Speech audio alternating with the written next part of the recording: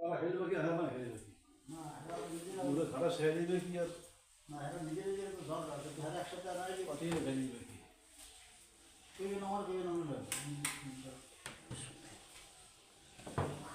আসসালামু আলাইকুম ওয়া রাহমাতুল্লাহ। রাসেল ভাই আমার বলছে ব্যস্ত থাকি আমি বলি আমি গেছি আমি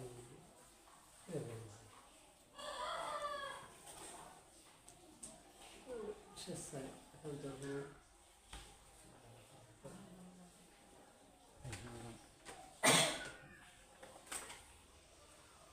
সবগুলো নামাজ পড়তে সমস্যা কি নামাজ পড়তে আমি করলাম বেশি একটা যদি খেয়াল না থাকে না মসজিদে নামাজ পড়ে হ্যাঁ বেশি গাছ চলে জামা দিয়ে ভাগে কি একটা টার্গেট থাকে, মানুষের একটা টার্গেট বেশি গাছ থাকলে জামা টানা দেবো পরে সেদিন যে কথা বলছে পিক আপটা টাইম নিয়েছি, পিক আপ টাইম নেবেন কি আপনি বুঝলেন নাই, মানে আমার একটু সময় আছে পিক আপ টাইম নিয়ে বাড়াইছি, মানে সময় না থাকলে আইতে না এরকম, মানে একটা টার্গেট থাকে না মানুষের যে আবো মানে যাবো আমি বুঝেছি যে আমার এত ব্যস্ততা যার কারণে তারা টাইম নিয়েছি আইয়া এসে করছি এইটা বুঝেছি বুঝলেন তারা তাই ভালো কাজ করছে আমরা সবাইকে ছাড় দিই হয় ম্যানেজ করে চলে গেল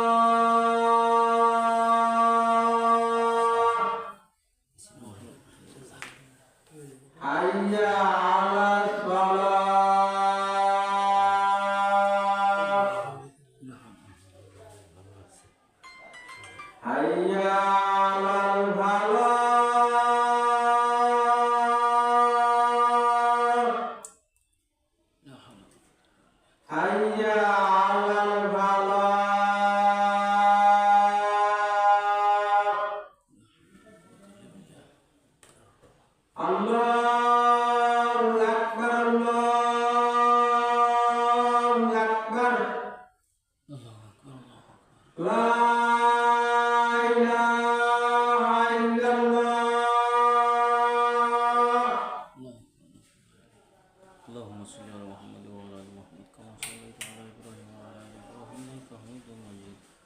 اللهم بارك على محمد وعلى ال محمد كما باركت على ابراهيم وعلى ال ابراهيم انك حميد مجيد. اللهم رب هذه الدعوة التامة والصلاة القائمة آت محمد الوسيلة الفضيلة وآتِ مقام محمود الذي وقته.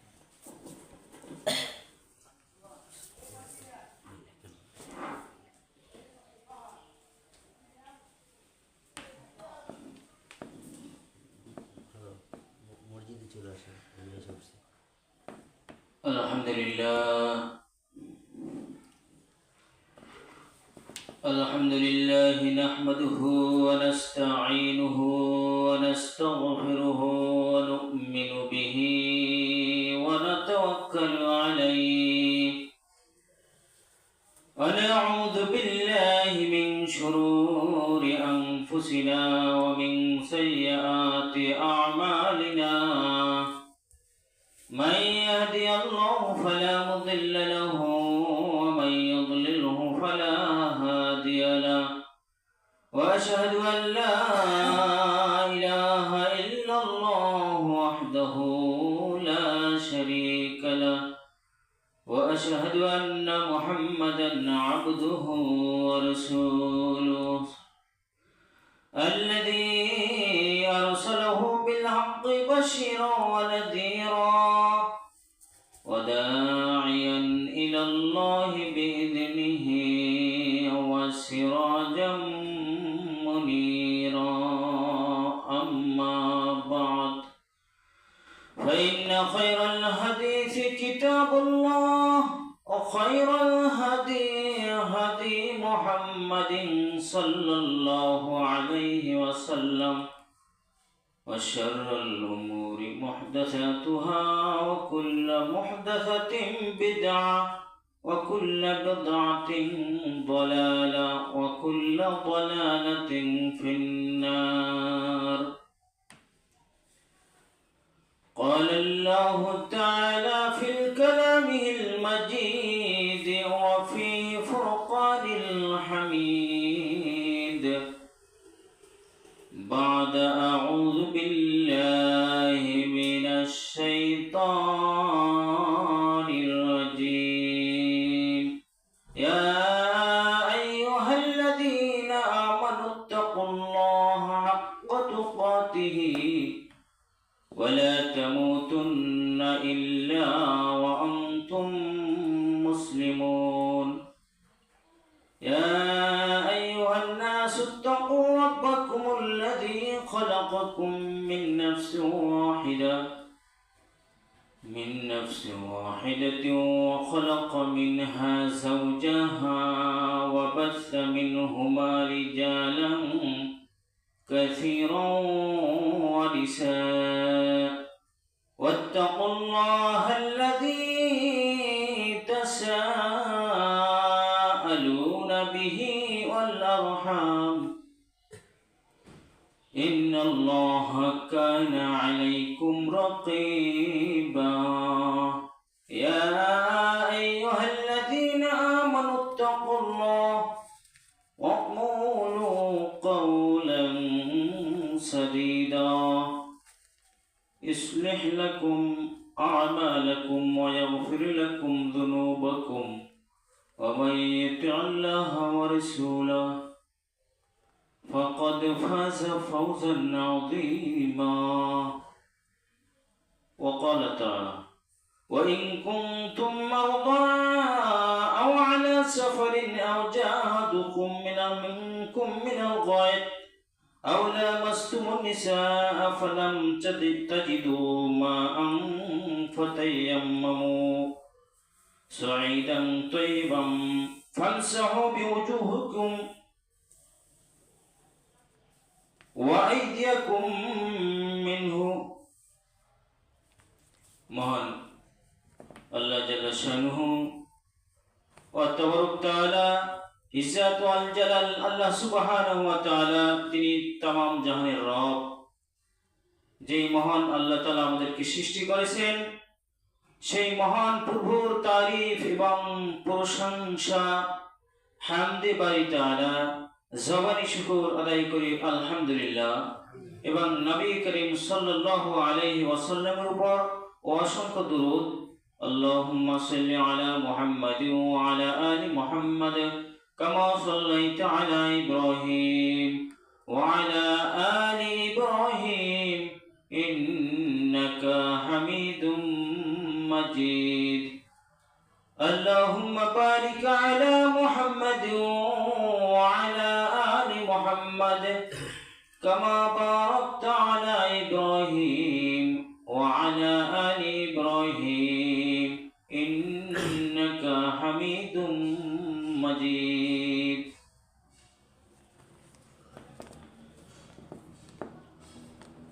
আজকের আলোচ্য বিষয় হলো তায়াম্মুম। আসলে মূলত আমরা সালাতের উপরেই আলোচনা করছি। সালাতের আলোচনা করতে গেলে সর্বপ্রথম সালাতের যে কয়টি আহকাম আরকান আছে সেই কয়টি হলো মূল। একেবারেই প্রধান। তো যেমন একটি ঘর উঠাইতে গেলে খুঁটি প্রধান, চাল প্রধান, এই সলাতের ভিতর প্রধান হলো আরকান আহকাম। এই নামাজের বাহিরে যে 7টি ফরজ রয়েছে, এই 7টি ফরজের 1 নম্বর প্রথম ফরজ কাজ হলো শরীরকে পবিত্র করা। শরীরকে আপনার পবিত্র করতে গেলে সেটা হবে 3টা মাধ্যমে। সেটা উযু, গোসল আমার ফরজ নয়, এখন উযু করলে আমার পবিত্রতা অর্জন হয়ে যাবে, সালাতের জন্য আমরা উপযুক্ত হয়ে যাব। সালাতের জন্য যে পবিত্রতা দরকার সেটা আমরা হাসিল করতে পারবো।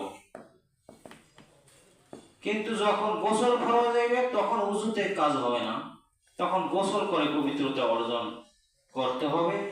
আমরা সে গোসলও যদি ব্যর্থ হই, একেবারে ফরজ গোসল করতেও ব্যর্থ, সেক্ষেত্রে তায়াম্মুম প্রযোজ্য, সেটা আলোচনা সামনে আসবে। যাক, মূল বিষয় বলছিলাম যে সালাতের যে আহকাম রয়েছে, সালাত শুরু করার আগে কিছু দায়িত্ব কর্তব্য, অবশ্য পালনীয় কর্তব্য রয়েছে, যেটা আপনি করতে বাধ্য, অবশ্য করণীয়।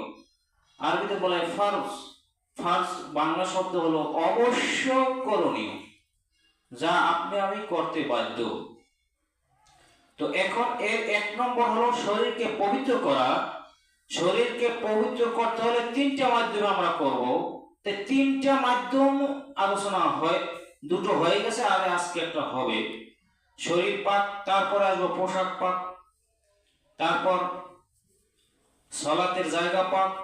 এরকম কেরকম আমার সামনে অগ্রসর হবো। যখন ফরজ শেষ হয়ে যাবে ওয়াজিব ধরবো, এবং তারপরে আমরা শুরু থেকে শেষ পর্যন্ত সালাতের নিয়ম, কিভাবে আমরা সালাত শুরু থেকে একবার শেষ পর্যন্ত সালাম পর্যন্ত আমরা, এবং এই সালাতে আমরা কি কি পড়ব, কিভাবে সালাত আদায় করব, জাস্ট তাই আলোচনা করা হবে ইনশাআল্লাহ।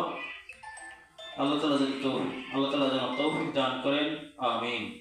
তো আজকের সেই শরীর পাক, শরীর পাকের কিন্তু 1 নম্বর পর্বে চলতেছে। 1 নম্বর পর্বে আমরা 1 নম্বরকে 3টে ভাগে ভাগ করেছি। শরীর পবিত্র করতে হলে ওযু করতে হয়, গোসল অথবা তায়াম্মুম, যে কোনো একটা দিয়ে আমরা শরীরকে পবিত্র করব। একটা না পারলে অন্যটা ব্যবস্থা রয়েছে। তা আজকে হলো সেই শরীর পাকের 3টার ভিতরে 2টি আলোচনা হয়েছে, তৃতীয়টি হলো তায়াম্মুম। তো তায়াম্মুম একটি আরবি শব্দ, এর অর্থ সংকল্প বা উদ্দেশ্য। এই পরিভাষা, এটা হলো আবিধানিক অর্থ, শাব্দিক অর্থ। পরিভাষায় তায়াম্মুম ইসলামের বিধান অনুসারে ওযু বা গোসলের বিকল্প স্বরূপ মাটি, বালি বা পাথরের দিয়ে যে পবিত্রতা হাসিল করা হয় তাকে বলা হয় তায়াম্মুম। তো এই হলো তায়াম্মুম। যদি আমরা ইসলামের বিধান অনুসারে ওযু বা গোসলের বিকল্প স্বরূপ, যখন আমরা ওযু করতে ব্যর্থ, গোসল করতে যখন আমরা ব্যর্থ, তখন আল্লাহ তাআলা আমাদের জন্য পথ করে দিয়েছেন, পথ বাতলে দিয়েছেন। কি করতে হবে আমাদেরকে? এর বিকল্প স্বরূপ মাটি, বালি বা পাথরের দিয়ে যে পবিত্রতা হাসিল করা হয় তাকে বলা হয় তায়াম্মুম। তো মহান আল্লাহ তাআলা পবিত্র কোরআন মাজিদের সূরা মাইদার 6 নম্বর আয়াতে আল্লাহ তাআলা এই সম্পর্কে বলতেছেন, আউযু বিল্লাহি মিনাশ শাইতানির রাজীম, ওয়া ইন কুনতুম মারদা আও আলা সাফারিন আও জাআ আহাদুকুম মিনকুম মিনাল গায়ব আও লামাসতুমুন নিসা ফালাম তাজিদু মাআন ফাতায়াম্মামু সাঈদান তাইয়্যিবা ফামসাহু বিওুজুহিকুম ওয়া আইদিকুম মিনহু। আল্লাহ তাআলা বলতেছেন, ওয়া ইন কুনতুম মারদা, যখন তোমরা অসুস্থ হও, যখন তোমরা অসুস্থ, আও আলা সাফারিন অথবা সফরে থাকো, আও জা আহাদুকুম মিনকুম মিনাল গায়ব অথবা তোমরা ইস্তিনজা থেকে আসো, আও লামাসতুমুন নিসা অথবা তোমার স্ত্রীদের কাছ থেকে আসো, তারপর বলা হয়েছে ফালাম তাজিদু মাআন, যখন তোমরা তারপরে পানি পাবে না,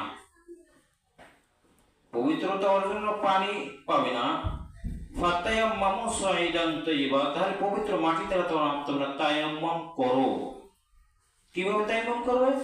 ফামসাহু বিউজুহিকুম, তোমরা তোমাদের চেহারাকে মাসহ করো, ওয়া আইদিকুম মিনহু, এবং তোমাদের হাতকে মাসে করো, হাত দ্বয়কে মাসে করো। এখন এই তায়াম্মুমের হুকুম, এই আয়াতের মাধ্যমে আল্লাহ তাআলার তিনটি নির্দেশ, প্রথম কোন কোন অবস্থায় তায়াম্মুম করবে, আর লাস্টে আল্লাহ তাআলা হুকুম পাওয়া তিনটি। তো এখন তায়াম্মুম করার জন্য আল্লাহ তাআলা অর্ডার করেছেন। এখানে তায়াম্মুমের ফরজ সামনে রয়েছে। যাই হোক, তায়াম্মুমের ফরজ হলো তিনটি। একটা হলো পবিত্রতার নিয়ত করা, মনে মনে তায়াম্মুমের সংকল্প করা, আর একটা চেহারাকে মাসে করা, আর একটা হলো দুই হাত মাসে করা, দুই হাতের কবজি পর্যন্ত মাসে করা। এই হলো তায়াম্মুম, তিনটি ফরজ। তো এখন দ্বিতীয় স্টেপে কোন কোন অবস্থায় তায়াম্মুম করা বৈধ, কোন কোন অবস্থায় তায়াম্মুম করা বৈধ, আমি তায়াম্মুম করতে পারবো, সেই প্রথম নম্বর হলো পানি না পাওয়া গেলে, পানিকে কিন্তু সে ব্যবহার করতে পারবে, তার সেই কোনো শরীরে সমস্যা নেই, পানি সে ব্যবহার করতে পারবে, সে সুস্থ মানুষ। তো এখন সমস্যা যেটা হয়েছে সেটা হলো পানি পাচ্ছে না, পানি পাইতেছে না। এই অবস্থা যদি হয় তাহলে সে তায়াম্মুম করবে, যেহেতু পানি পাওয়া যাচ্ছে না। তো একবার এক লোক পানির অভাবে ওযু করতে না পেরে সে সালাতে শরীক হলো না, সে সালাতে শরীক হয়নি, সে অন্য পাশে দাঁড়িয়ে রয়েছে, অন্য তো দাঁড়িয়ে রয়েছে, শরীক হলো না, কারণ সে বলছে যে আমার তো পবিত্র, তো আমি হইতে পারলাম না, আমি কি সালাত আদায় করব। অন্য তো দাঁড়িয়ে রইল। রাসূল সাল্লাল্লাহু আলাইহি ওয়াসাল্লাম জানতে পারে তাকে বললেন, এখন তায়াম্মুম করার জন্য, সে তো জানে না, তার সুবিধা হয়ে গেল, তায়াম্মুম করে সে আদায় করতে পারতো, পানি যেহেতু পায় নাই, সেটা জানে না। হাদিস বুখারী 344 নম্বর। দ্বিতীয় হলো ঠান্ডা তীব্রতার কারণে অসুস্থ হওয়ার আশঙ্কা যদি থাকে, এতটাই ঠান্ডা হইলে হবে না, ঠান্ডা সে গরম করতে পারে, সেই ব্যবস্থা তার কাছে আছে। মনে করেন পানি খুব ঠান্ডা, এটা সত্য, কিন্তু সে গরম করতে পারে, এরকম সুবিধা যদি থাকে তাহলে সে তায়াম্মুম করলে হবে না, সে পানিকে গরম করে তারপরে তাকে ওযু করতে হবে। কিন্তু এমন সে সমস্যায় পড়েছে, কোনোভাবেই সে পানি গরম করার মতো কোনো সিস্টেম তার কাছে কিছুই নেই, এরকম যদি সমস্যা পড়ে থাকে, তখন তো সে পানিকে গরম করতে ব্যর্থ হয়ে গেল, তখন তাকে তায়াম্মুম সে করতে পারবে।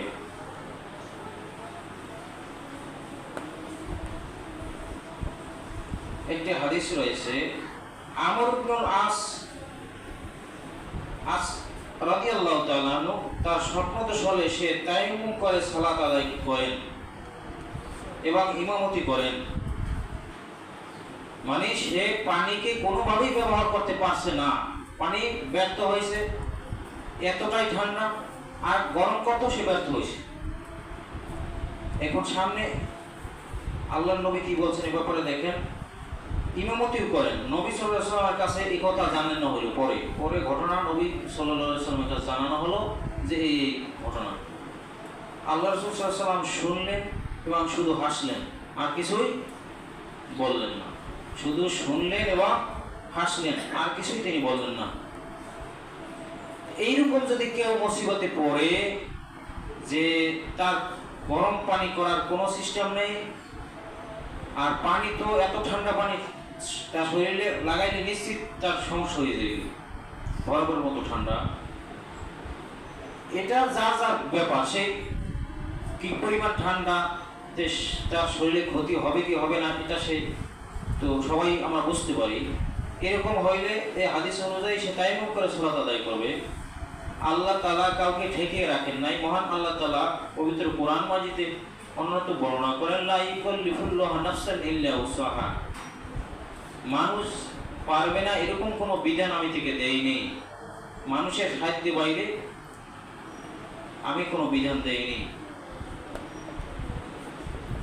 তো আরেকটা হলো পানি ব্যবহার সুস্বাস্থ্যের জন্য, স্বাস্থ্যের জন্য ক্ষতিকর হলে, একই কথা, পানি ব্যবহার স্বাস্থ্যের জন্য ক্ষতিকর হলে সে তায়াম্মুম করবে। আবু দাউদ হাদিস নম্বর 336।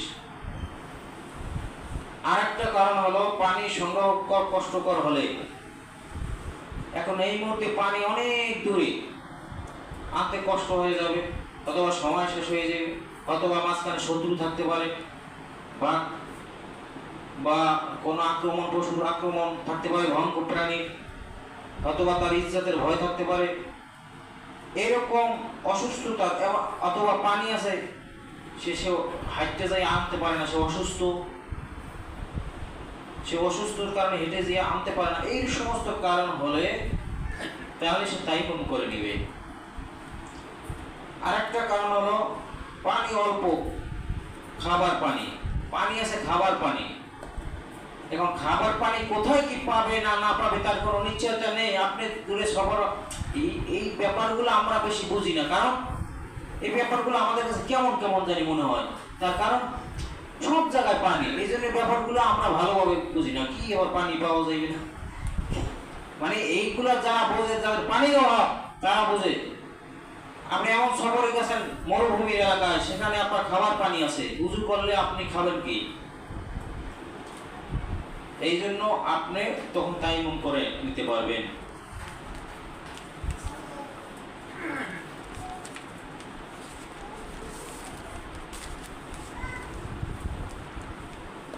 এবারে দ্বিতীয় স্টেপ,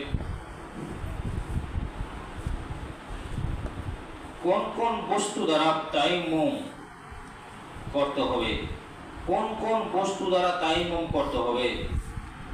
এই 1 নম্বরে হলো উত্তর, 1 নম্বর হলো মাটি বা মাটি জাতীয়, মাটি জাতীয় কি আছে, যেমন এই যে মাটির হাঁড়ি পাতিল, এটা তো মাটি দিয়ে তৈরি করা হয়েছে, ইট মাটি দিয়ে তৈরি করা আছে, মাটি বা মাটি জাতীয় কোনো কিছু ধুলো। আর একটা হলো পাথর, ওই চুন সুরমা ইত্যাদি, যেগুলো মানুষের চুনকাম করে। যাই হোক, এইগুলা দিয়ে তায়াম্মুম করতে হবে। আরেকটা হলো বিষয় হলো যা দ্বারা তায়াম্মুম বৈধ নয়, যেই সমস্ত জিনিস দ্বারা তায়াম্মুম বৈধ হবে না, লোহা, প্লাস্টিক, কাঠ, কাপড়, সোনা, রূপা, পিতল, কাঁচ, কাগজ, ছাই ইত্যাদি। ছাই আছে, তাই ছাই দিয়ে তায়াম্মুম করি হবে না, এইগুলো দিয়ে তায়াম্মুম হবে না। আরেকটা বিষয় হলো মাটি পানি কিছু না পেলে, এখন মাটি পানি দিয়ে দুইটা কাজ করি, একটা হলো ওযু আর একটা হলো গোসল। পানি পাইলাম না, ওযু করতে পারলাম না, কিছুই না, এখন মাটিও পেলাম না, তায়াম্মুম করতে পারলাম না, এইরকম যদি কোনো সমস্যা হয় তখন আমরা কি করব? তখনও আপনাকে ওই বিনা ওযু তায়াম্মুমে আপনাকে সালাত আদায় করতে হবে, সালাত আদায় করতে হবে। কারণ আপনি এখানে অপরক, যদিও প্রতিটি নামাজের রকন, নামাজের আহকাম আপনার উপর যদিও ফরজ, কিন্তু ওই ফরজও এক সময় আপনার জন্য আল্লাহ তাআলার কাছে মাফ হয়ে যায় যখন আপনি একেবারেই ব্যর্থ হয়ে যান। একেবারে ব্যর্থ, পুরোটাই আপনি ব্যর্থ। যেমন ভাবে একদিন বলছিলাম, আপনি এমন এক স্থানে গেছেন, ডুবে গেছে, আপনার পোশাক পরিচ্ছদ কিছু নেই, আপনার আবরণ ঢাকার মতো কিছু নাই, আপনি উলঙ্গ আছেন, এখন সব ঠিক আছে, আপনি উযু করার পানি পেয়েছেন, সব ঠিক আছে, কিন্তু এখন একটা জিনিস সমস্যা, সেটা কি, এই নাভির উপর থেকে হাঁটুর নিচ পর্যন্ত এটা ঢাকা ফরজ, আল্লাহর হুকুম, কিন্তু এইখানে আপনার ঘাটতি, এখন চিন্তা করবো যে ফরজ, এখান তো আমার ফরজ নাই, আমি নামাজ পড়বো না। না, এখানে আমাকে সালাত আদায় করতে হবে। যে একটা ফরজ ব্যর্থ, আমরা এখানে আমরা পারি নাই, কোনোভাবে আমরা পারি নাই, এখানে ব্যর্থ হয়েছি, সালাত ওই অবস্থায় পড়তে হবে।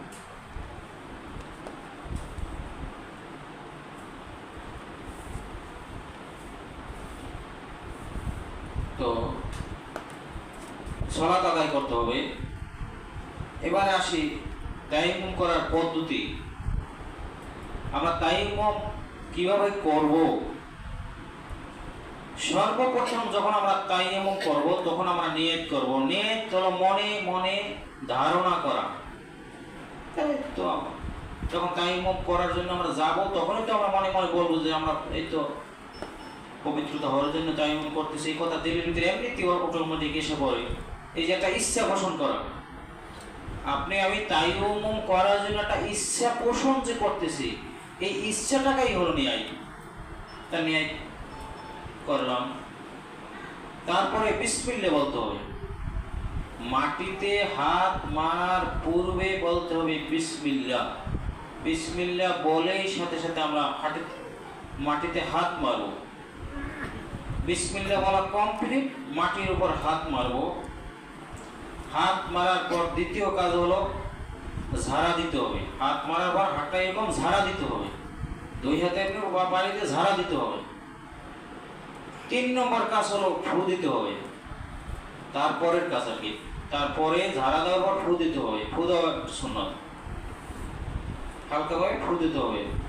তারপরে মাসে করতে হবে চেহারা। এমনিভাবে আমাদের মাটি লাগানো হয়ে গেছে, ঝাড়া দেওয়া ফু দেওয়া হয়ে গেছে, তারপরে আমরা এমনিভাবে এই চেহারাটাকে একবার মাসে করব। একবার চেহারাটাকে মাসে করব। আমরা চেহারা মাসে করলাম। তারপরে ডান হাতের তালু দ্বারা এই ওই বাম হাতের তালু দিয়ে ডান হাতের কবজিকে পর্যন্ত এইভাবে মাসে করব।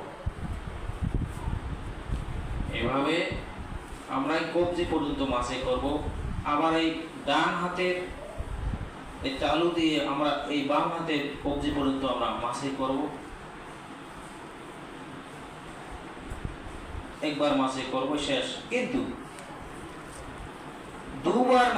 দুবার নেওয়া যাবে না। এই যে মাসে যা করব দুটি অঙ্গ, একটা হলো চেহারা আর একটা হলো হাতের কবজি পর্যন্ত, এতে কিন্তু মাটি নিতে হবে একবারই, দুইবার মাটি নেওয়া যাবে না, একবারই মাটি নিতে হবে। আমাদের তায়াম্মুম কমপ্লিট হয়ে গেল, তায়াম্মুম হয়ে গেল। এবার আসছি মাসালা। তায়াম্মুম সম্পর্কে কিছু কিছু মাসালা এই আসছে, প্রথম মাসালাই আসছে। 1 নম্বর মাসালা হলো মাটিতে একবার হাত মারবে। মাটিতে হাত মারবে কয়বার? একবার হাত মারবে। এই তায়াম্মুমের যে নিয়মটা বললাম সেটা রয়েছে বুখারী হাদিস নম্বর 347। তো মাটিতে একবার হাত মারতে হবে, এটাই সহিহ হাদিস দ্বারা প্রমাণিত। 2 বার হাত মারার হাদিস জয়ীফ। 2 বার হাত মারার একটা হাদিস রয়েছে, সেটা হলো জয়ীফ, দুর্বল। তো জয়ীফ হাদিসের উপর আমল করা যাবে না। দ্বিতীয়, কবজি পর্যন্ত মাসে করতে হবে। দ্বিতীয় মাসালা হলো কবজি পর্যন্ত মাসে করতে হবে। আর যারা বলে যে একবারে কোনই পর্যন্ত মাসে করতে হবে, তাদের হাদিস দুর্বল। আর এখানে কোরআন দ্বারাও প্রমাণিত। ওখানে আল্লাহ তাআলা বলছেন, ওযুর সময় বলছেন, ইযা কুনতুম সালাতে ফাগসিলু ওয়াজহাকুম ওয়া আইদিয়াকুম ইলাল মারাফিকি। আল্লাহ তাআলা বলছেন যে তোমরা তোমাদের হাতকে ধৌত করো কোনই পর্যন্ত।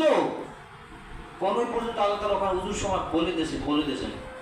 আর এখানে এই কোরআনে আল্লাহ তাআলা বলে দেন নাই যে তোমরা কোনই পর্যন্ত মাসে করো, এটা আল্লাহ বলেননি।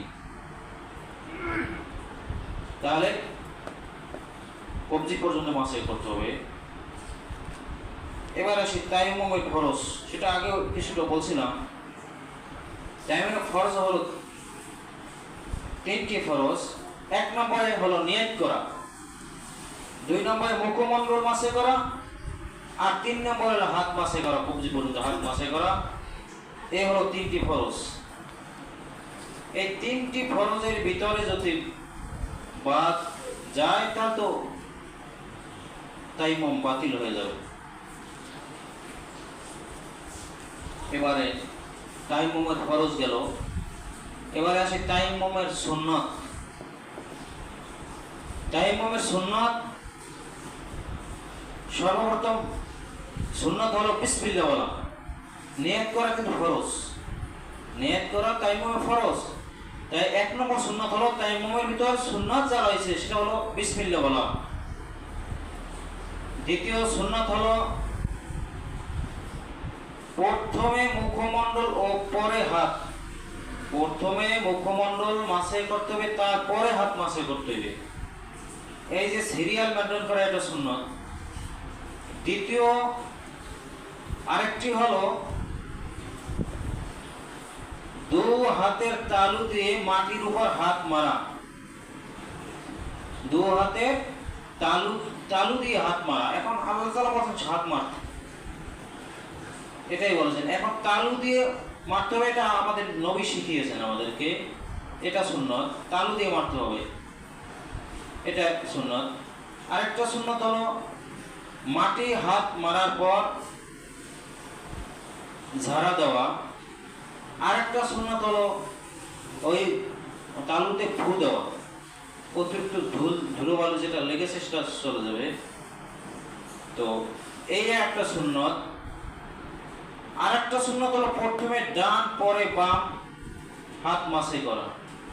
আরেকটা সুন্নাত হলো এই যে 2টা হাত যে মাসে করব, এটা আগে ডান হাত মাসে করতে হবে, পরে বাম হাত মাসে করতে হবে, এটা সুন্নাত। এই হলো প্রথমে ফরজ গেল তায়াম্মুমের, তারপরে গেল সুন্নাত। এবার আসি তায়াম্মুমের ভঙ্গের কারণ। তায়াম্মুমটা কোন সময় ভেঙে যাবে? ওযু যেমন ভাঙে, তায়াম্মুম সেমনি ভাবে ভেঙে যায়। এখন তায়াম্মুম কোন কোন কারণে ভাঙে? 1 নম্বর কারণ হলো ওযু ভাঙার সকল কারণ। ওযু যে ভাঙে যে কারণে, প্রত্যেকটি কারণে তায়াম্মুম ভেঙে যাবে। ওযু ভাঙার যে কয়টি কারণ রয়েছে, এই কারণগুলো যদি দেখা যায় তাহলে তায়াম্মুম ভেঙে যাবে। এই 1 নম্বর। আরো রয়েছে, আপনি তায়াম্মুম করেছেন কোন কারণে? আপনি পানি পান না, পাইতেছেন না, আপনি সেই কারণে তায়াম্মুম করে সালাত আদায় করেছেন। এখন পানি আপনার সামনে আছে, আপনার তায়াম্মুম ভেঙে গেছে। এখন যে না ওযু না করে যে ওই তায়াম্মুম দিয়ে সালাত আদায় করে নেব বাকি সালাত, সেটা হবে না। তায়াম্মুম পানি পাওয়ার সাথে সাথে ভেঙে গেছে।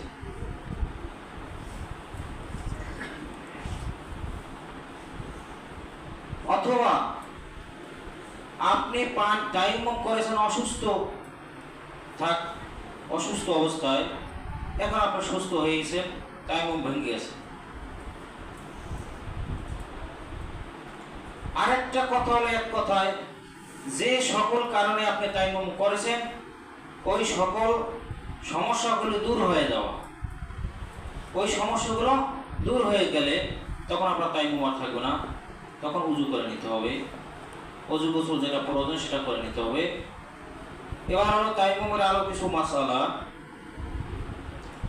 তায়াম্মুম করে সালাত আদায় করার পর পানি পেলে এই সালাত আর নতুন করে আদায় করা লাগবে না।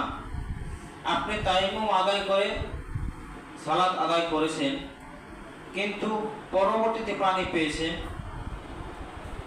তখন আর আপনাকে ওই সালাত ওযু করে আর পড়তে হবে না। কিন্তু শর্ত রয়েছে একটা, সেটা হলো কি, যদি আপনি ভালো করে পানির খোঁজ করেন, খোঁজ করার পরে যদি দেখেন পানি পাওয়া না যায়, তারপরে তায়াম্মুম করলেন, তারপরে সালাত আদায় করলেন। কিন্তু আপনি খোঁজ করলেনই না, চারদিকে খোঁজ খবর নিলেন না, পানি কোথায় আছে না আছে, আপনি তায়াম্মুম করে শুরু করে দিলেন, অথচ আপনার কাছেই পানি ছিল, আপনার তায়াম্মুম বাতিল, নামাজও বাতিল, আপনার আবার উযু করে আবার সালাত আদায় করতে হবে, কারণ আপনি খোঁজ নেননি। দ্বিতীয়, যার উপর গোসল ফরজ সে পানি না পেলে বা ব্যবহার করতে অপারগ হলে তায়াম্মুম করবে। সে গোসল করতে অপারগ হলে, যার গোসল ফরজ হয়েছে কিন্তু এতটাই ঠান্ডা যে সে ঠান্ডার কারণে গোসল করলে তার বিশাল ক্ষতি হতে পারে, তখন সে পানিকে গরম করার চেষ্টা করতে হবে, গরম করবে। গরম করার যদি কোনো মাধ্যম না থাকে, একেবারে সে নিরুপায় হয়ে যায়, তখন তায়াম্মুমের কথা আসবে, তখন সে তায়াম্মুম করবে।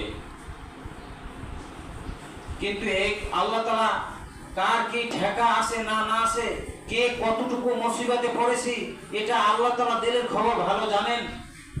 কিন্তু এই সুযোগ থাকা সত্ত্বেও পানি প্রচন্ড ঠান্ডা মাসের, ঠিক আছে গোসল ফরজ হয়েছে, এখন আমার ব্যবস্থা আছে গরম করার, তারপর আমি তায়াম্মুম করে সালাত আদায় করলাম, এটা হবে না, আল্লাহ তাআলা এটা কবুল করবেন না।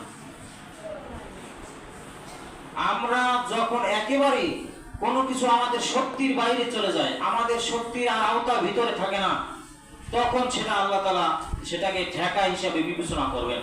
আমরা বলি না যে ঠেকা কি করবো, ঠেকা কি করবো, তবে বেশিরভাগ আমার জানা মতে বাংলাদেশের মানুষ ঠেকার কোম্পানি আছে, ঠেকা তৈরি করে, প্রত্যেকটা জিনিসের কোম্পানি আছে না, প্রত্যেকটা অন্য জিনিসের একটা কোম্পানি আছে। আমরা ঠেকা তৈরি করি, কিছু হয়নি ঠেকা, সামান্য একটু পানি, সেটা সে যদি লঙ্গি ভেজে যায় তাতে কি হবে আপনার, সেটাও কাপড় কাঁচা দিয়ে ধরা যায়, বা কি ঘটনা কি ভরস্তর করেন। আরে মেয়ে ঠেকার মশলা আছে কোনো ঠেকা না, আপনি কত ঠেকা আবিষ্কার করতে পারেন, তা আল্লাহ তাআলার কাছে জবাবদিহি করা যাবে না। আমাদের বাংলাদেশের মানুষের এই সমস্যা বেশি, কোনো কিছু হলে ঠেকা, সব কিছু ঠেকা। হালুদি করতে যাবে, চাষাবাদ করতে যাবে, কাঁচা দিয়া খরচ তরফ করে আল্লাহ তাআলার হুকুম অমান্য করে তারপর সে কাজ করতে যা বলছে ঠেকা, এই কাজ হবে না।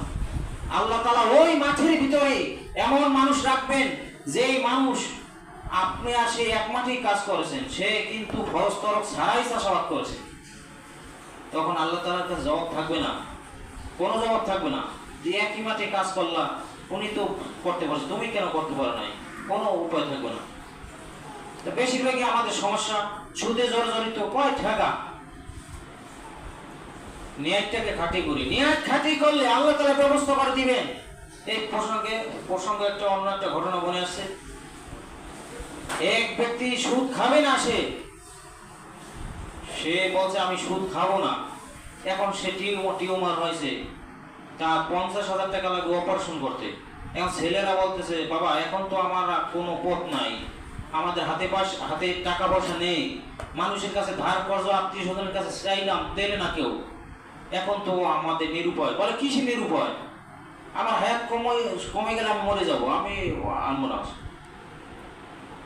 ওই এলাকার এক লোককে স্বপ্ন দেখানো হলো, তুমি কিছু বিপদগ্রস্ত মানুষকে দান করো। উনি বললেন এবার দেখ কেউ বিপদগ্রস্ত আছে নাকি, আমি যেটা স্বপ্ন দেখেছি আমি কিছু দান করবো, দেখ খোঁজখবর লাগা, বিপদ কেউ আসেনি। উনি খোঁজখবর লাগে, দেখে ওনার সমস্যা, ওনার বিশাল সমস্যা, টাকা পয়সা নেই, অপারেশন করবে কি দিয়া।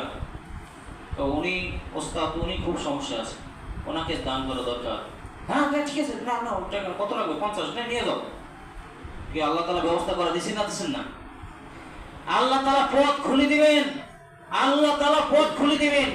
পথ আমাদের জন্য খোলে না, বা খোলে না দিই, খুলবে কেমনে? আমার আপনার সেরকম মজবুত ইমান তো নেই, সেরকম মজবুত ইমান থাকলে না খুলবে। আমাদের ইমান তো দুর্বল। ফেরাউন চতুর্দিকে ঘেরাও করেছে, পিছনে ফেরাউনের সৈন্য, ডানে ফেরাউনের সৈন্য, বামে ফেরাউনের সৈন্য, এখন সামনে নদী, তাহলে চতুর্দিকে বিপদ না বিপদ না? মুসা আলাইহিস সালামের সঙ্গে বললেন আমরা তো পাকড়াও হয়ে গেলাম। মুসা আলাইহিস সালাম বললেন কাল্লা, কখনো না, রব্বি সাইয়্যিদি, আমার প্রভু আমাকে পথ দেখাবেন। কিছুক্ষণ পরে জিবরাইল আলাইহিস সালাম বললেন, লাঠি দিয়ে আঘাত করলেন, রাস্তা হয়ে গেল। তাহলে মজবুত ঈমান তো আমাদের নেই। যাই হোক, তারপরে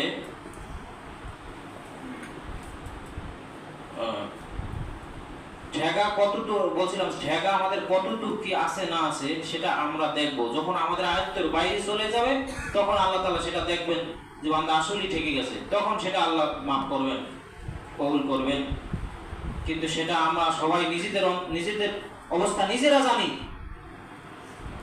তাহলে এমন যদি হয়ে যায় পানি ঠান্ডা, গোসল করতে পারছি না, গরম করার কোনো ব্যবস্থা নাই, তখন তায়াম্মুম করলে হবে। তৃতীয়, এক তায়াম্মুমে একাধিক নামাজ পড়া যাবে। এক তায়াম্মুমে একাধিক নামাজ পড়া যাবে। যদি এখন অসুস্থ তায়াম্মুম করেছি, তায়াম্মুমের কোনো কারণ ভাঙ্গে নাই, ওযুর কোনো কারণও আমার আপনার ভিতর ঘটে নাই, ওযু যে ভাঙ্গে যে কারণে সেই রকম কোনো কারণ আমার আপনার ঘটে নাই, তায়াম্মুম করেছি, বায়ু ছাড়ি নাই, পায়খানা প্রসাব করি নাই, এরকম কোনো কিছু হয়নি, ঘুম দেয়নি, এরকম মানে উযু ভঙ্গের যে কারণগুলো রয়েছে সেই রকম কোনো কারণ ঘটে নাই। এক তায়াম্মুম করেছি কেন? পানি লাগাইতে পারি না, অসুস্থ। এখন ওই আসরে তাও অসুস্থ, কিন্তু তায়াম্মুম আপনার আমার ভাঙ্গে নাই। তায়াম্মুম ভাঙ্গার যে কারণ, সে কারণ সমস্যা দেখা দেয়নি। ওই যে ওর পড়লাম, এখন ওই তায়াম্মুম দিয়ে আসর পড়তে পারবো, এই হলো মাসালা। আরেকটা হলো কেউ পানি খোঁজাখুঁজি না করেই, ওই যেটা বলছিলাম একটু, সালাত আদায় করলো অথচ পাশেই পানি ছিল, এমন সালাত বাতিল, এমন সালাত বাতিল। সে পানির কোনো খোঁজ খবরই নেয়নি, খোঁজ খবর না নিয়েই তায়াম্মুম শুরু করে দিছে, পরে জানতে পারলো যে পাশেই পানি ছিল। এই মাসালাগুলো আমরা বেশি বুঝি না, তার কারণ পানির বাংলাদেশে কোনো অভাব নেই, সামনে পিছনে ডানে বামে সব জায়গায় পানি। এই মসজিদে কত সুন্দর উযুর ব্যবস্থা, আপনি এমন স্থানে গেলেন, আমার কাছেই কূপ ছিল, কিন্তু আপনি বেশি একটা খোঁজ খবর না নিয়েই আপনি তায়াম্মুম করে সালাত শুরু করে দিলেন। কিছুক্ষণ পর একটা লোক বললো, ভাইজান আপনি তো উযু করতে পারেননি, তায়াম্মুম করে করছেন? হ্যাঁ। তাহলে আপনার এই পাশেই তো পানি রয়েছে। ও তা তো আমি জানি না, খোঁজও বেশি একটা করি নাই। আচ্ছা ঠিক আছে, ও নামাজ হবে না, আবার উযু করে নামাজ পড়তে হবে, কারণ সে তায়াম্মুম করছে পানি না পাওয়ার কারণে। যে অসুস্থ লোক না, সে পানি পায় নাই, কি করবে? কিন্তু কথা হলো খোঁজ করতে হবে, আমাদেরকে চেষ্টা করতে হবে। আরেকটা কারণ আছে,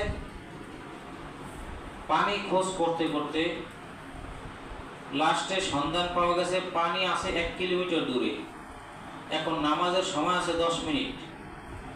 এখন যদি ওখানে যায়, ওখানেও যাওয়া কমপ্লিট, নামাজের সময় কি শেষ। এখন সে ওই পানির জন্য যাবে না ওখানে, কারণ পানি ওখানে গিয়ে পাইতে পাইতে সালাতের তো শেষ, তাই তাকে ওখানে তায়াম্মুম করে সালাত আদায় করতে হবে।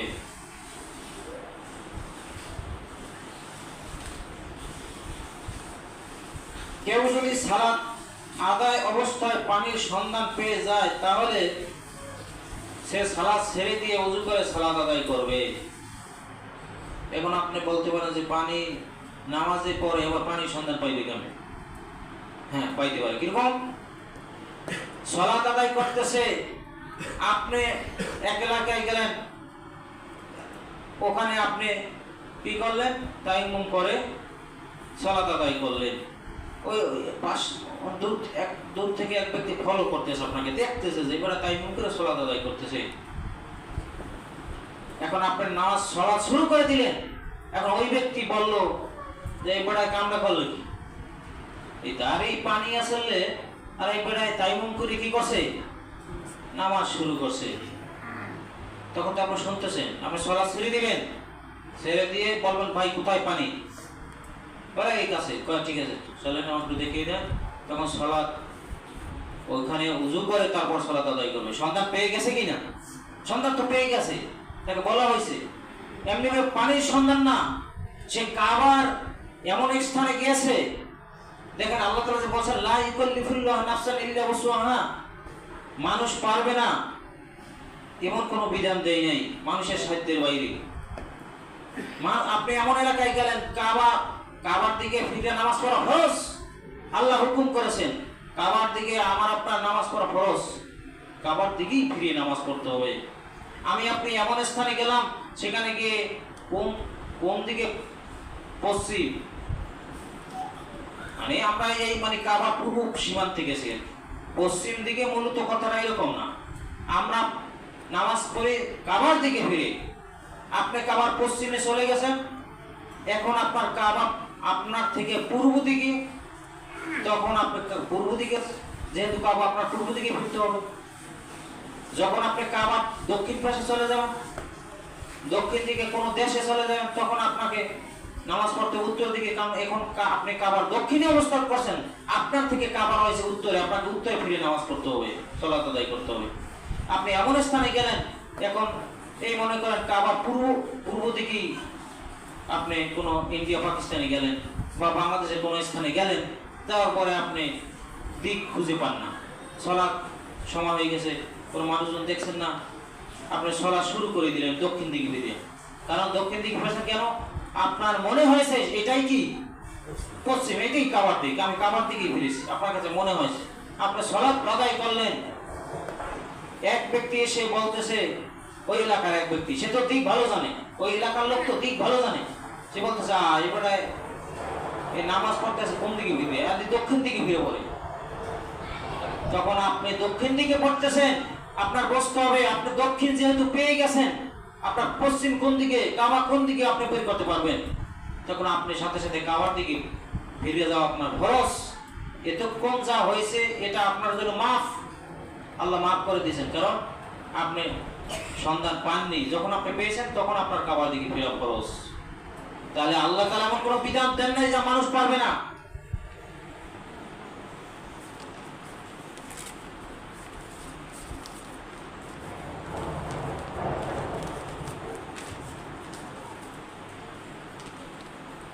তারপরে ওযু ও গোসল করে যা যা করা যায়, তায়াম্মুম করেও তাই করা যায়। আপনি আমি ওযু গোসল করতে পারি নাই, সমস্যা এই জন্যই তো। এখন ওযু করে আমরা কি করতে পারি? কোরআন তেলাওয়াত করতে পারি। ওযু করে আমরা সালাত আদায় করতে পারি। তায়াম্মুম করো, কোরআন তেলাওয়াত করতে পারবো, সালাত আদায় করতে পারবো। ওযু করে আমরা কাবা ঘর তওয়াফ করতে পারি, আপনার তায়াম্মুম করো, কাবা ঘর তওয়াফ করতে পারবো। এমনি ভাবে ওযু করে আমরা পবিত্র, তায়াম্মুম দ্বারা পবিত্র, গোসল দ্বারা পবিত্র, তেলাওয়াতের দ্বারাই আমরা পবিত্র।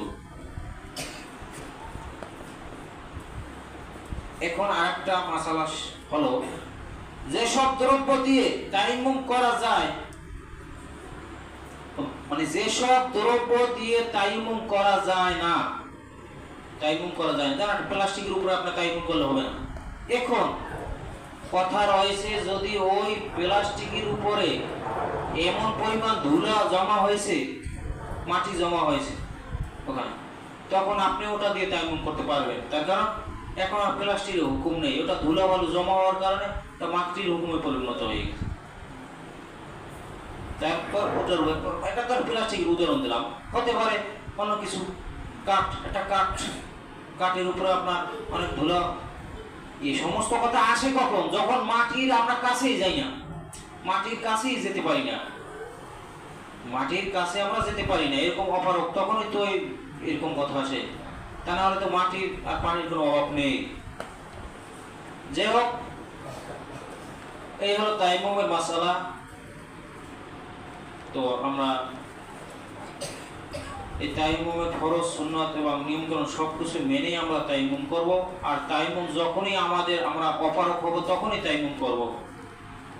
ধারাবাহিকভাবে শুধু তায়াম্মুম করেই যাচ্ছি, সামান্য যেটা আমরা উযু করলে পারি সেরকম করলে, সেটা তো আল্লাহ তাআলা দিলের খবর ভালো করে জানেন, আমার আপনার দিলের খবর ভালো করে জানেন। তো আরেকটা বিষয় হলো, কিছু কিছু আমল আমি যেটা দেখছি আমাদের সমাজে মানুষ এগুলো আমল করছে না। এখন কি এগুলো জানে না, না জানা সত্ত্বেও আমল করছে না, সেটা বুঝতে পারছি না। তবে আমি যতটা মনে করি, এসব আলোচনা অনেক মসজিদে হয়েছে, এগুলো নিজেরা অলসতা করেই আদায় করে না। কি সেটা হলো, আর কিছু কিছু বিদআত করা হয়। সেটা হলো কি, যে মসজিদ সংক্রান্ত কিছু মাসালা। এক নম্বরে, মসজিদের বাম পার্শ্ব থেকে আজান ও ডান পার্শ্ব থেকে ইকামত দিতে হবে। এটা সমানে বিভিন্ন জায়গায় চালু আছে। এমন অবস্থা রয়েছে, কিছু কিছু বেদাত আছে ওই এলাকায় প্রচলন বেশি, এই এলাকায় চলে না। আবার এই এলাকায় যে বেদাত, সেই বেদাত অন্য এলাকায় নেই। কিন্তু বেদাত আর শিরিক থেকে মাফ নেই কোনো এলাকা। নতুন নতুন আবিষ্কার হচ্ছে, যেগুলো পুরান আবিষ্কার হচ্ছে সেগুলো তো আমরা জানছি, জানতে পারলেই মানুষকে সতর্ক করছি। আবার নতুন করে আবিষ্কার হয়, নতুন করে আবিষ্কার হয়, নতুন নতুন দিন দিন নতুন নতুন বেদাত শিরিক আবিষ্কার হয়। এতে পরে আপনি যে একটা ঘর উঠাইতে যাইবেন, সেখানে যখন আপনি খুবই ভালাইবেন, ওই সময় কত কুসংস্কার, কত বেদাত, কত কিছু করে। দান দিতে হবে, দুলফা দিতে হবে, এগুলো আমরা জানছি। জানার পর মানুষকে বুঝিয়ে দেই এগুলো শিরিক। আবার নতুন করে কিছু আবিষ্কার হবে, তখন যখন ওটা আমরা জানবো, তখন আপনারাও বুঝবেন যেটা কেন কোরআন হাদিসে আছে কিনা, দলিল আগে তালাশ করতে হবে যেটা কেন করছি। এমনি ভাবে এরকম কিছু আমাদের প্রচলিত চলছে আর কি। কিছু কিছু মানুষ মনে করে যে আজান দিতে হবে, মনে করে মাইক, এখন তো আমরা মাইকে দেই, মনে করেন যে কারেন্ট নাই, ব্যাটারিও নাই, তখন যাই আমরা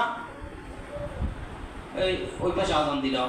কিন্তু কিছু কিছু মানুষ মনে করে যে না, ওই পাশে দিতে হবে, ওই পাশে কি এখন যদি ওই পাশে যাই আজান দেয় তাহলে কি হবে না, এরকম ধারণা মানুষের আছে যে হবে না, এটা ডান পাশে দিতে হবে, মসজিদের ডান পাশে যাই আজান দিতে হবে, বাম পাশে দিলে কি আজান হবে না। এটা কিছু মানুষ মনে করে, এটা একটা ভুল ধারণা। আরেকটা হলো একামত দিতে হবে বাম পাশে, আজান যেহেতু ডান পাশে দেশে, যুক্তি যুক্তি যুক্তি যুক্তি দিয়ে ইসলাম চলে না। ইসলাম চলবে কোরআন এবং হাদিস দিয়ে। ও আজান ডান পাশে দিয়েছে, তাহলে একামত দিতে হবে বাম পাশে, এখন কিন্তু ডান পাশে একামত দিলে হবে না। এরকম মানুষ সমাজের ধারণা আছে, হয়তো আপনারা এটা জানেন না, অন্য এলাকায় চালু আছে, এরকম চলছে আর কি। এটা ভুল ধারণা। আরেকটা হলো আমাদের দেশে আরো কিছু আছে, আজানের পূর্বে বিসমিল্লাহ বলা। বলো না বিসমিল্লাহ তো ভালো কাজ, কি বলেন, বিসমিল্লাহ তো ভালো কাজ। আজানের পূর্বে কোনো আউযু বিল্লাহি বিসমিল্লাহ কিছুই না। আজানটা শুরু হবে কি দিয়ে? আল্লাহু আকবার, আজান শুরু হয়ে গেছে। এখন এই কিছু কিছু ইমামরা মুসল্লিদেরকে খুশি করার জন্য আউযু বিল্লাহি বিসমিল্লাহ পড়িয়া কিছু দুরূদ পড়িয়া, তারপরে অনেক কিছু বলে টলে, তারপরে মুসল্লির গায়ে হুজুর ভালোই এখন রাখছি না। আগে হুজুর তো কিছু কইতে না, এই শুরু করছে আল্লাহু আকবার, আর এই হুজুর খুব ভালো, দেখো কত কিছু বলে টলে। আবার ওই আজান যখন জামাত শুরু হয়, এখন আজানে মানে জামাতের বাকি 10 মিনিট, জামাতের বাকি 10 মিনিট, না এগুলো হুজুর এখন ভালোই রাখছে। দেখছো আমাকে আবার এও কইয়ে দিতে আছে জামাতের বাকি কি 10 মিনিট, দেখছো সতর্ক করছে, ভালো না? হ্যাঁ ভালোই তো, ভালো দেখতে দেখায় ভালো, আসলে এটা বেদাত। কারণ এটা বললে তাহলে আজানের কি দাম থাকে, তাহলে আজান দেওয়ার ভিত্তি আধা ঘন্টা আগে বলবো যে জামাতের বাকি 30 মিনিট, তার মানুষ তৈরি হয়ে চলে আসবে। তাহলে এই আজানের পূর্বে এরকম কি আউযু বিল্লাহি বিসমিল্লাহ কিছুই বলা যাবে না। আজান শুরু হবে আল্লাহু আকবার দিয়ে। কোরআন তেলাওয়াত বাজানোর দরকার নাই, গজল বাজানোর দরকার নাই, আগে বা হোক পরে হোক।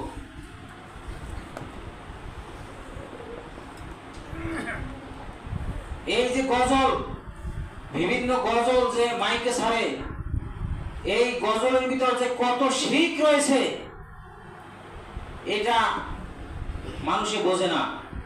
যেমন একটা গজলের কথা আমি বলি, জাহান্নামের আগুন মাবুদ সইতে পারবো না, দুনিয়াতে নাও কান্দাইয়া আখেরে কান্দাইও না।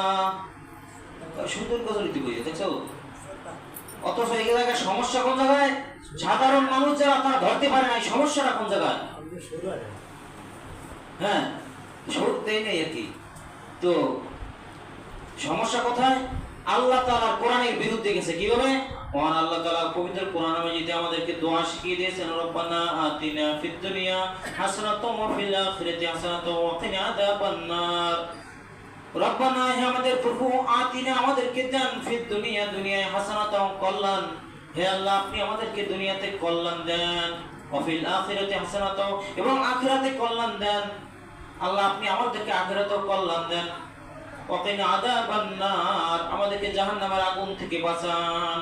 তাই এই দোয়ার ভিতরে আমরা বলি আল্লাহর কাছে, আল্লাহ আপনি আমাদেরকে দুনিয়াতে কল্যাণ দেন, ভালো, কল্যাণ, ভালো, সুখ, কিন্তু সেখানে আল্লাহ তাআলা বলেন নাই যে নিজের জন্য অকল্যাণ চাইতে হইবে। আমরা যে কানবেন এটা কি দুঃখী তো কানবেন, তাহলে আপনি নিজের জন্য দুঃখ চাইতে পারবেন না। আপনি নিজের জন্য নিজে দুঃখ চাইতে পারবেন না। আল্লাহ আপনি আমার বিপদ দেন, আমার আপদ দেন, আমার রোগ দেন। অনেক সময় একটু অধৈর্য হয়ে কয় আমার ঝোলা নেয় না, কা বলে না, বলে না, এত মানুষ নেয় আমারে নেয় না। কথা বলছেন, আপনারা নেয় না, না আপনার নেওয়ার সময় হয়ে গেলে তখন আর কেউ ঠেকাতে পারবে না। মৃত্যুর সময় মানুষ মস্করা করে। আমাদের বাড়ির ধারে এক লোক তাই অনেক অসুস্থ হয়ে গেছে, জন্ডিস হয়ে বাড়িতে চলে আসছে। কে বেড়া তুই বলে অসুস্থ হয়ে গেছে অনেক, বলে নাবাসূন্য অবস্থা। হয় যেটা ভাই শুনছো ঘটনা সত্য, আমি নাবাসূন্য, আল্লাহ সুস্থ করছে। তা আজরাইল আলিশে দিকে জানটা নেয় নাই, বলে না ওসবি মানে বলতেছে কি আজরাইল আলিশে দেখে কি দেখছেন কত বড় একটা গুনার কথা বললো। আজরাইল অলস না, আপনার সময়টা হয় নাই, আপনার সময়টা হয় নাই, তাই নাই নাই বলে আজরাইল আলিশা, মালাকুল মউত আলিশা। না কত বড় মানুষ দেখেন মরণ থেকে ফিরে আসলো, ইয়ার কি করে তামাশা মনে করছে। যাই বলছিলাম, এই আরেকটা গজলের কথা বলি। নবী মোর পরশমণি, নবী মোর সোনার খনি, নবী নাম জপে যেজন সেই তো দুজাহানের ধনী। ভালোই তো, সুন্দর কথাই তো, হ্যাঁ সুন্দর। নবী নাম জপে যেজন সেই তো দুজাহানের ধনী। নবীর নামে কোনো জপাজপি নেই।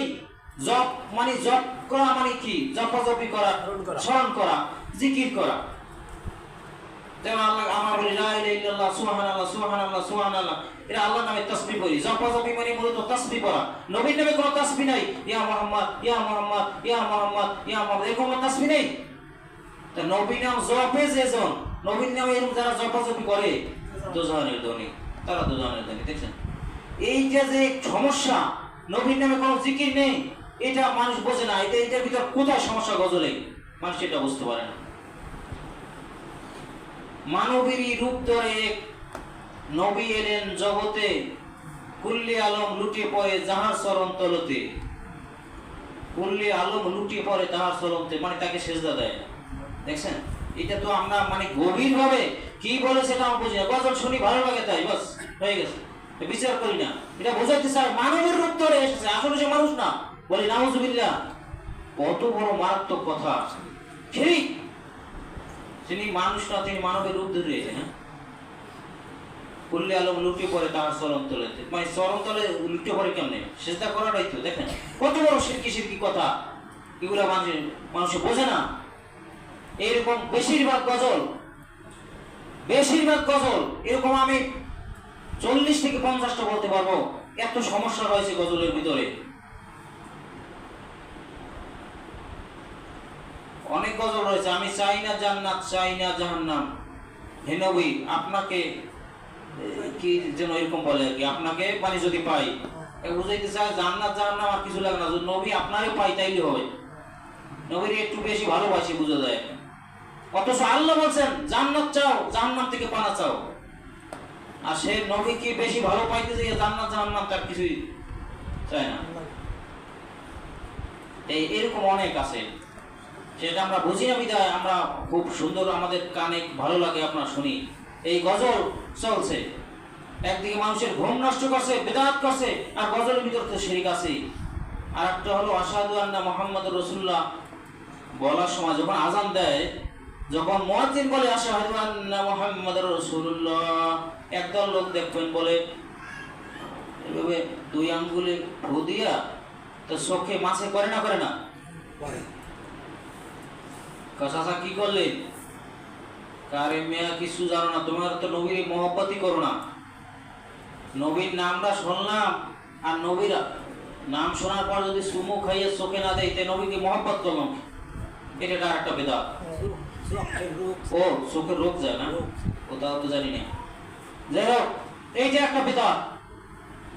অথচ আজান যখন বলবে আশহাদু আন্না মুহাম্মাদুর রাসূলুল্লাহ, তখন যে প্রত্যেকে জবাব দিবে, জবাব দিয়ে বলতে হবে আশহাদু আন্না মুহাম্মাদুর রাসূলুল্লাহ। এইটার লাগে আরেকটা বিদআত যুক্ত হয়েছে। তারা আশহাদু আন্না মুহাম্মাদুর রাসূলুল্লাহ বললে বলে সাল্লাল্লাহু আলাইহি ওয়াসাল্লাম না, এখানে আশহাদু আন্না মুহাম্মাদুর রাসূলুল্লাহ, আশহাদু আন্না মুহাম্মাদুর রাসূলুল্লাহ বলতে হবে। তখন এটা না বুঝে বলে যে কেউ হাদিসে আছে না, নবী বলছেন যে ব্যক্তি আমার নাম শুনে দুরূদ না পড়ে সে বড় কৃপণ। তাহলে নবীর নাম শুনে দুরূদ পড়বো না? না, এখানে পড়া যাবে না। এখানে আল্লাহর নবীর অন্য হাদিস দ্বারা প্রমাণিত যে মুয়াজ্জিন যা বলে তুমি তাই বলো। তারপর ওই হাদিসের ভিতরে বলা, যখন বলবে হাইয়া আলাস সালাহ তখন বলতে হবে লা হাওলা ওয়ালা কুওয়াতা ইল্লা বিল্লাহ। যখন মুয়াজ্জিন বলবে হাইয়া আলাল ফালাহ তখন বলতে হবে লা হাওলা ওয়ালা কুওয়াতা ইল্লা বিল্লাহ। এই দুটি শব্দ বাক্য ছাড়া, এই দুটি বাক্য বলার সময় আমাদের জবাবটা হবে ভিন্ন। হাইয়া আলাস সালাহ সময় লা হাওলা ওয়ালা কুওয়াতা ইল্লা বিল্লাহ, হাইয়া আলাল ফালাহ সময় লা হাওলা ওয়ালা কুওয়াতা ইল্লা বিল্লাহ।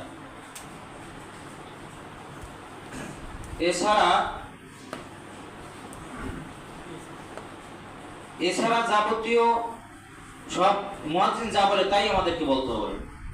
মুয়াজ্জিন যা বলে তাই আমাদেরকে বলতে হবে। কিন্তু যখন মুয়াজ্জিন বলবে আশহাদু আন্না মুহাম্মাদুর রাসূলুল্লাহ তখন আমরা বলতে হবে আশহাদু আন্না মুহাম্মাদুর রাসূলুল্লাহ। শেষ, এখানেই শেষ। এখানে সাল্লাল্লাহু আলাইহি ওয়াসাল্লাম এখানে বলা যাবে না, এবং এখানে হাতে চুমু দেয় চোখে মুছে, এটা আরেকটা বিদআত। তারপর মুয়াজ্জিন বলে as-salatu খায়রুম মিনান নাওম, ফজরের আযানে বলে as-salatu খায়রুম মিনান নাওম। তখন এক দলে এটার জবাব দেয় সাদাকতা ওয়া বারারতা, সাদাকতা ওয়া বারারতা। এটা যাবে না। as-salatu খায়রুম মিনান নাওম আমরাও বলবো as-salatu খায়রুম মিনান নাওম, সাদাকতা বারারতা এটা বলা যাবে না। তো আরেকটা রয়েছে আযান শেষে হাত তুলে মোনাজাত। আযান শুনে হাত তুলে মোনাজাত অনেক জায়গায় আছে। আপনারা দেখছেন আযান শেষ হয়ে গেছে, হাত তুলে কি করছে? মোনাজাত শুরু করছে। বলে কি করলেন? আরে মিয়া মোনাজাত করছি। না, এটা করেছেন কেন? আরে মিয়া মোনাজাত করতে পারবো না। হ্যাঁ, মোনাজাত করতে পারবো না, ভালো কাজটাও করতে পারবো না। এখন এদেরকে বোঝানোই যাচ্ছে না দোয়া জিনিসটা কি। এখন মোনাজাত আল্লাহর কাছে চাওয়া। এখন আল্লাহ রাসূল সাল্লাল্লাহু আলাইহি সাল্লাম তিনি আল্লাহর কাছে চাইতেন দুটি পদ্ধতিতে। তিনি দোয়া করতেন, হাত তুলতেন, আবার শুধু দোয়া করতেন, হাত তুলতেন না, হাত উঠাইতেন না। তাহলে আল্লাহ রাসূল সাল্লাল্লাহু আলাইহি সাল্লামের চাইতে বেশি কি আমরা বুঝি? বাংলাদেশের মানুষের আবেগ অনেক বেশি। পৃথিবীর কোথাও এত আবেগই নাই, খুব আবেগ। আবেগের ঠেলায় যে বিদাত শিরক করে ফেলা, এই খবর তাদের কাছে নেই। আমাদের উপরে একটাই অভিযোগ যে নামাজ সালাম ফিরিয়ে মোনাজাত কি দেই না। মোনাজাত দেই তো, হাত তুলি না কেন? আল্লাহর নবী তোলেননি।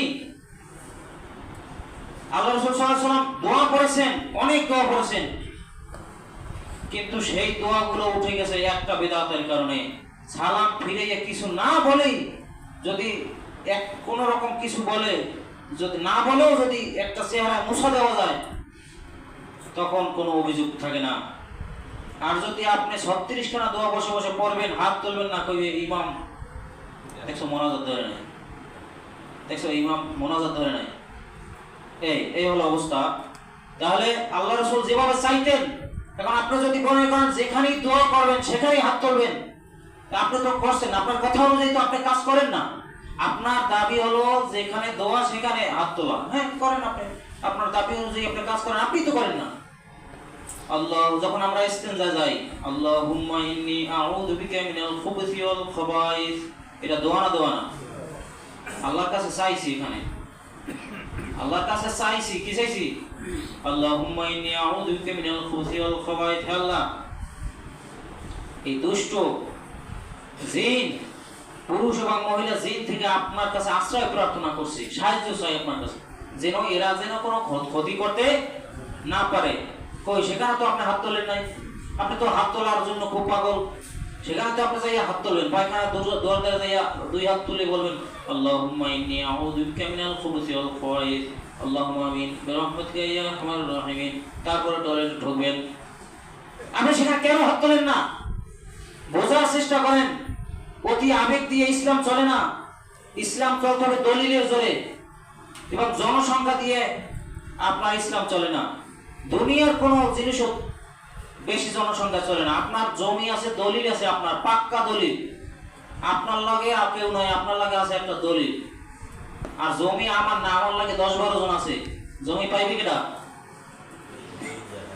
এই রেজাউল ভাই দলিল আছে, জমি আমার দলিল নেই, আমার লাগে লোক সংখ্যা আছে কিছু 10-12 জন, পাইক পেদা লই গেছি, কথা বলছেন। এখন এই 10-12 জনে কইতেছে জমি ওনার, আপনারা বিচারক, আপনারা গেছেন যাইয়া দেখেন যে দলিল খুললে দেখেন ওনার দলিল, এখন জমি পাইবে কে? না, জমিটা আমি পাবো, আমার দলের লোক বেশি না।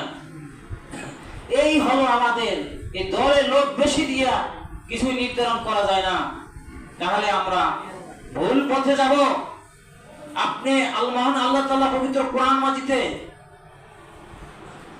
আল্লাহ তাআলা বলতেছেন ওয়াইন তুতি আকসারা মান ফিল আরদি ইউদিল্লুকা আন সাবিলিল্লাহ, সূরা আনামের 116 নম্বর আয়াত। হে নবী, আপনি বেশি মানুষের পথ অবলম্বন করবেন না, তাহলে আল্লাহ পথ থেকে আপনাকে গাফিল করে দিবে তারা। এখন যদি বলেন বেশি মানুষ যা বলে সেটাই ঠিক, তাহলে মুসলমান সব ভুল, কোন মুসলমান জান্নাতে যাবে না। কারণ পৃথিবীতে যা মানুষ আছে তার 4/1 মুসলিম, 4/1 মুসলিম, বাকি ইহুদি নাসারা, কেউ মুশরিক, কেউ কাফের, কেউ মূর্তি পূজক, কেউ নাস্তিক, এই বিভিন্ন পদে। তাহলে যারা আছে মূর্তি পূজক বা অন্যান্য বাতিলেরা 75, আর আপনারা কয়জন? আপনারা আমরা 25 জন মিললে নাকি? আপনারা 75 জনে যা কইবে হ্যাঁ ঠিক না, আপনারা 25 জনে যা কইবেন এটা ঠিক। মানে এটা যারা দাবি করে বেশি মানুষ বললে ঠিক হয়ে যায়, তাহলে ওরা বেশি মানুষ প্রত্যেকটাই ঠিক হয়ে যায়। নাউজুবিল্লাহ, বেশি মানুষই ভুল পথে আছে, বেশি মানুষই ভুল পথে আছে। নামাজের সংখ্যা বেশি না বেনামাজের সংখ্যা বেশি? রোজাদারের সংখ্যা বেশি না বেরোজাদারের সংখ্যা বেশি? দেখো বেশিরভাগটাই তো ভেজাল, ভেজালের ভাগটাই তো বেশি। এই কম বেশি দিয়ে কিছু নির্ধারণ করা যায় না। যাই বলছিলাম, কম বেশি দিয়ে আপনি সঠিক হক বাতিল নির্ণয় করতে পারবেন না। আপনাকে হক বাতিল নির্ণয় করতে হলে আপনাকে কি করতে হবে? কোরআন হাদিসের দলিল কি দেখতে হবে। যেমন ওনার কাছে দলিল আছে, উনি একজন, আমার কাছে দলিল নেই, আমার আছে 10 জন, আমার কথা বাতিল হয়ে গেল, এই লোক সংখ্যা আমার কোনো কাজে লাগলো না। তেমনি ভাবে কোরআন হাদিসের দলিল যার, তার কথা ঠিক। আমাদেরকে কোরআন হাদিসের দলিল থেকে আগে আসতে হবে। আরেকটা হলো আজানের দোয়ায় বাড়তি অংশ যোগ করা। আজানের মধ্যে বুখারীর হাদিস থেকে যে দোয়া বলা হয়েছে তার সাথে তারা যোগ শেষকালে আরো দোয়া বাড়াইছে। ওয়াত্তারাজাতার রফিয়া বাসু মাকামাম মাহমুদান আল্লাযী ওয়াত্তা ইন্নাকা লা তুখলিফুল মিআদ। হ্যাঁ, এগুলো বানানো হয়েছে, এগুলো নেই বুখারী হাদিস দ্বারা প্রমাণিত নয়। তো আরেকটা হলো কাতার সোজা করার পর ইকামত দেওয়া। বিভিন্ন জায়গায় দেখবেন আর কি, ওই যে এক এক স্থানে এক একটা চালু। আপনি কোনো স্থানে যাবেন, দেখবেন কাতার কইবে কাতার সোজা করেন, হ্যাঁ হইছে কাতার সোজা, হ্যাঁ বসেন, হ্যাঁ বসে যান, সবাই বসে যান। এইবার আবার একজন একটু ইকামত দেবে, ইকামত দিয়ে যখন হাইয়া আলাস সালাহ বলবে তখন কি করতে হবে? এই সিস্টেম দেখছেন মনে হয়? যেহেতু আমাদের বাংলাদেশের বেদাত, বাংলাদেশের বেদাত, এটা বাংলাদেশের চলে, তাই আপনারাও বাংলাদেশের মানুষ, এটা না জানতে পারেন না। অথচ ইকামতটাই দেওয়া হয় কাতার সোজার জন্য। ইকামত চলবে, কাতার সোজা হয়ে যাবে, পায়ে পা কাতের সাথে কাত মিলে কাতার সোজা হবে। আর তারা একটা বের করছে, কাতার সোজা করে বসে তারপর হাইয়া সালার সময় দাঁড়াইতে হবে। আর একটা হলো কদ কামাতিস সালাহ। আজানের যেমনি ভাবে জব রয়েছে তেমনি ভাবে কি ইকামতেরও জব রয়েছে। আমরা আজানের ইকামতও দেই না, আর ইকামতের জব দেই বেশিরভাগ মানুষ। আমি একেবারে দেখেছি বেশিরভাগ আজানদের চুপ মুখ বন্ধ করে বসছে। আল্লাহর নবী জব দিতে অর্ডার করেছেন, তোমরা বলো এখানে কত বড় সুন্নাত, কারণ আল্লাহর নবী আদেশ করছেন। মুয়াজ্জিন যা বলে তাই তোমরা বলো, এটা গুরুত্বপূর্ণ সুন্নাত। কিন্তু আজানে জবাব দিতে হবে, আজানে জবাব দেওয়া সুন্নাত। তো এখানে আজানের জবাবের ব্যাপারে দুটি কথা। জবাব হলো দুটা, একটা হলো এটা ইমামগণ বলেছেন একেবারে যেটা জবাব দেওয়া সেটা হলো ওয়াজিব। সেটা কোন জবাব? আজান দেওয়ার উদ্দেশ্য কি? নামাজে ডাকা। এখন আপনি যদি নামাজে হাজির হইলেন, আপনি নামাজের জবাব আজানের জবাব দিয়েছেন, সঠিকভাবে আপনি জবাব দিয়েছেন। আর মুখে দেওয়ার সুন্নত, মুখে সুন্নত আদায় করলাম, জামাতে গেলাম না, আমি মূল উদ্দেশ্য আজানের জবাব, সে মূল জবাব দিলাম না, তাহলে জামাতে হাজির হতে হবে। তাহলে ও যেটা বললাম ইকামতের জবাব, ইকামতে মুয়াজ্জিন যে ইকামত দেবে সে যা বলবে আমরা তাই বলবো, যে ইকামত দিবে সে যা বলবে আমরা তাই বলবো, সেটা হলো ইকামতের জবাব। আর আজানের জবাবে একটু পার্থক্য আছে। এই হাইয়াল সালাহ হাইয়াল ফালার সময় আমরা বলবো লা হাওলা ওয়ালা কুওয়াতা ইল্লা বিল্লাহ। আরেকটা বলে আলোচনা শেষ, মূল জামাতের পর জামাত না করা। মূল জামাতের পর জামাত না করা। আপনি বিভিন্ন স্থানে যাবেন, দেখবেন যখন মূল জামাত হয়ে যায়, যেমন জোহরের বাসরের জামাত হয়ে গেছে, এখন 3-4 জন আসছে, এখন বিভিন্ন জায়গায় গেলে যদি জামাতে পড়তেও চান, ইমাম সাহেব বলে জামাত পড়ে দেবে না, যার যার নামাজ শেষ হবে, আপনাকে জামাত থেকে বঞ্চিত করলো, অথচ আপনারা জামাত করবেন। আর একটা আছে, দ্বিতীয় জামাত করলে ইকামত লাগে না, দ্বিতীয় জামাত করলে কি ইকামত লাগে না। শুনছেন না? হ্যাঁ, না শুনতে পারেন না।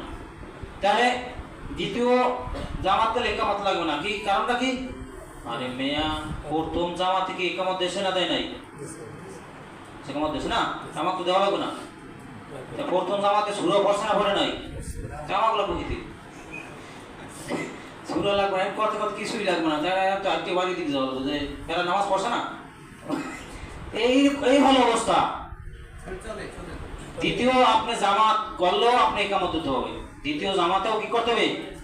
এই যে পরে জামাতে ইকামত দিতে হবে, মানে জামাত আছে ইকামত হবে, জামাত আছে ইকামত হবে। যাই হোক, আমাদেরকে ভাই সঠিকটা বুঝতে হবে। কোরআন হাদিসের দলিল থাকলে আমাদেরকে মানতে হবে। আমার কাছে কেমন কেমন মনে হোক আর না হোক, কারণ কেমন কেমন প্রথম মনে হইতে হবে, কারণ আমার তো অভ্যাস নাই, আমি তো আজীবন বেদাত করে দিয়েছি, এখন আমার কাছে কেমন কেমন মনে হইবে, এটা স্বাভাবিক। কিন্তু যখনই আমরা দলিল পেয়ে যাব, তখন আমরা দলিলের কাছে সারেন্ডার করবো। জানি নাই আমল করে নেই, এখন জানি আমল করবো, এটাই তো আমাদের হওয়া উচিত। তাইমুমের আলোচনা হয়েছে, আমাদেরকে আল্লাহ তাআলা যেন সঠিকভাবে তাইমুম করার মতো তৌফিক দান করে, এবং যে সমস্ত কয়েকটি বেদাত নিয়ে আলোচনা হলো, ওই সমস্ত বেদাত থেকে যেন আমরা হেফাজত করতে পারি, আমরা যেন সুন্নাহ মতো আমল করতে পারি। আল্লাহ তৌফিক দিন, আমিন।